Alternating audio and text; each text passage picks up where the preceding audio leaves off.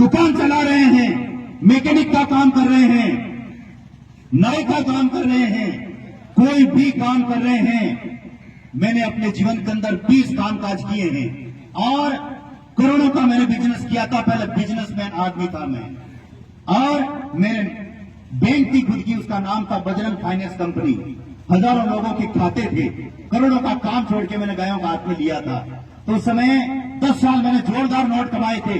2000 से लेकर के 2010 तक मेरे अंदर बिजनेसमैन माइंड है और 145 लोगों को मैंने लखपति बनाया है जो मेरे साथ में रहते हैं। पैसा देकर के नहीं इनको, और समझ से नहीं गए यहाँ पर इनको। ये आया था मेरे पास में 8 साल पहले, 9 साल पहले। आज ये लखपति है, 2 मकान बनाए हैं, 2 4 व्हीलर गाड़ियां हैं। पहले ये सेविंग करता था, 20 रुपए गाड़ी के मिलते थे।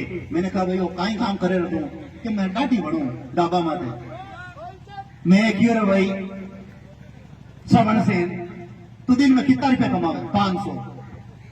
दारू पीने वाला की, जुआरी की, टपोरी की नहीं होता जी का आदमी की तू गाड़ी बनावर 20 रुपया देवे। अगर तू मारो पेड़ो माने एक आदमी की अगर तू सेवा कर ले नाई जाति में तू इतिहास बना दे और लक्ष्मी जी की कमी कौन रहे ओ कि मेरा नाम कहीं है। मेरे के नाम है श्री श्री 1008 मां मरदेव सब खुशालगिरी महाराज। और दीदी में नाई को ढाबो छोड़ दियो और मारी सेवा करे, 2 मकान बना लिया, गाड़ी आगली मोटोड़ो साइरन लागोड़ो इरी गाड़ी है। तो बड़े स्तर के अगर जीवन के अंदर आपको आगे बढ़ना है तो बड़े स्तर के पास आदमी के पास में रहना। आपसे छोटे स्तर के आदमी के पास में रहोगे तो आपका लेवल कम हो जाएगा। ध्यान देना, आप चाय होती है 10 रुपए में चाय ढाबे पर मिलती है, और वही चाय एक अच्छी होटल के अंदर जाते हैं तो 20 रुपए लगता है। चाय की वो साइज यानी कि मात्रा उतनी है, लेकिन जब 3 स्टार होटल के अंदर जाएंगे उस चाय की कीमत 125 है, और 5 स्टार होटल के अंदर जाएंगे वही दूध वही चाय, थोड़ा सा अलग हो सकता है कोई चाय की क्वालिटी, लेकिन वहां एक कोई लीटर 250 रुपए वहां पर लेंगे आपको एक कप की। तो चाय वही है, ढाबे पर 10 रुपए, 3 स्टार पर 125 और 5 स्टार पर 250। उसी तरह चाय की जगह चेंज हुई।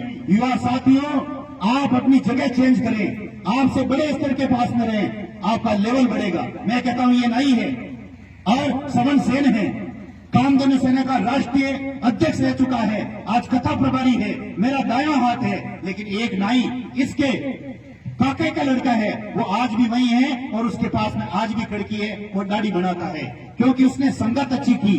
तो इसलिए आप बड़े स्तर के लोगों को रखिए, उनके पास बैठिए, नॉलेज लीजिए। अगर राजनीति में जाना है तो नेता के पास रहिए, आर्थिक दृष्टि से आपको बिजनेस करना है तो बिजनेसमैन के पास जाइए, आध्यात्मिक दृष्टि के अंदर जाना है तो संतों के पास में जाइए। लेवल बढ़ाइए उस चाय की तरह। वो लेवल चाय का 10 रुपए का नहीं होना चाहिए, आपका लेवल 250 रुपए का होना चाहिए। ये बात मैं ये कहने के लिए आया हूं, आप लोगों के लिए मैं कहने के लिए आया हूं। मैं युवा साथियों आपसे निवेदन करता हूं, जीवन में एक बार जो फैसला कर लिया तो पलट कर मत देखो। पलट कर देखने वाले कभी इतिहास नहीं बनाते हैं, कभी इतिहास नहीं बनाते हैं। जो फैसला ले लिया उसी फैसले पर चलते जाओ और वो मंजिल आपको मिलेगी। ये बात ध्यान रखना, एक बात का ध्यान रखना, कोहरे के अंदर, सर्दी के अंदर जब आपको यहां से जोधपुर जाना है तो भयंकर कोहरे के अंदर 100 फीट आगे दिखाई नहीं देता है। आप उस कोहरे के अंदर सड़क पर जो सफेद पट्टी है उस पर धीरे धीरे आप आगे बढ़ते जाओ 20 फुट और धीरे धीरे बढ़ते जाओ। उसी भयंकर कोहरे के अंदर यहां से आप उस जोधपुर तक चले जाएंगे। कोहरा में ये सिखाता है धीरे धीरे आप बढ़ते जाओ लक्ष्य की तरफ, एक दिन आपको मंजिल मिल जाएगी। ये आपको बॉस कह रहा है। युवा साथियों, ये बॉस इसलिए ये आया है आपका प्रेम देख करके, और भयंकर सर्दी है। इस सर्दी के अंदर अगर जिस प्रकार नशा करने वाला होता है वो दिन भर काम करता है, 400 रुपए कमाता है और 500 रुपए कमाता है, कमाने के बाद में उसे पत्नी नजर नहीं आती है। मां नजर नहीं आती है, बच्चे नजर नहीं आते हैं, उसे नजर आता है ठेका। क्या आता है? ठेका नजर आता है। और वहां जाकर के अद्दा पवा जो भी ड्रम बिस्की चाहे वह बोतल की भी क्यों, मैं तो कभी देखी को नहीं करा, तो इसलिए वहां जाकर के जाता है। बोतल है कि नहीं भाई? पानी की जले भाई आ रही, हाँ, वो बोतल हाथ में लेता है और जेब में पैसा खर्च करके चाहे 50 रुपए लगो अपनी श्रद्धा अनुसार, छोटी सी भी आजकल आवे तो वो भी आवे प्लास्टिक को, तो वो हाथ में लेता है तो उसे सुकून मिलता है।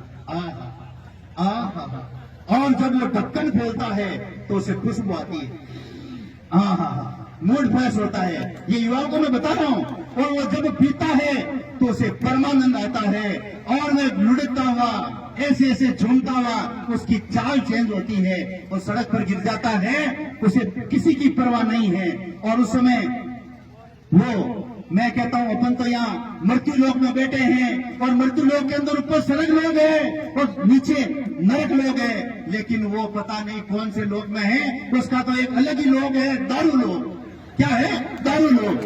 वो ऐसे इस मस्ती में रहता है। युवा साथियों, अगर नशा करना है तो सर्दी के अंदर जल्दी उठें, सरसों की तेल की मालिश करें, शरीर के अंदर ऊर्जा आएगी, सर्दी नहीं लगेगी। और दूध पीवें, जब आपके शरीर के अंदर स्फूर्ति आएगी, ताकत आएगी, तो आप कोई भी काम करेंगे, दिन भर ताजगी रहेगी और लक्ष्य की तरफ आगे बढ़ेंगे। पढ़ाई करेंगे तो दिमाग अच्छा चलेगा, काम करेंगे दुकान पर तो और जोर से काम करेंगे।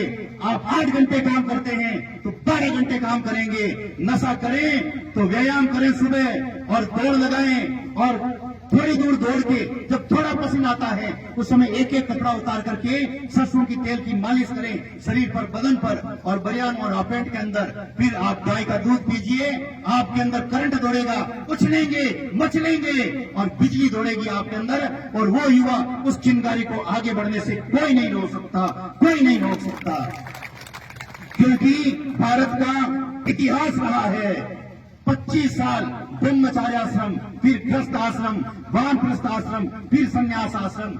ऋषि मुनियों के पास में राजा महाराजाओं के राजकुमार और आप जैसे लड़के गुरुकुल के अंदर रहते थे। ऋषि मुनि उन्हें जल्दी उठाते थे। क्या? उन्हें जल्दी उठाते थे सुबह और उन्हें व्यायाम करवाते थे, मजबूत बनाते थे, फिर आध्यात्मिक शिक्षा देते थे। ये हमारी परंपरा है। मैं तो साफ तौर पर कहता हूं, मैं वो संत हूं, अखाड़े का संत हूं, अखाड़े का संत हूं। शस्त्र और शास्त्र दोनों की शिक्षा देता हूं। मैं क्या देता हूं?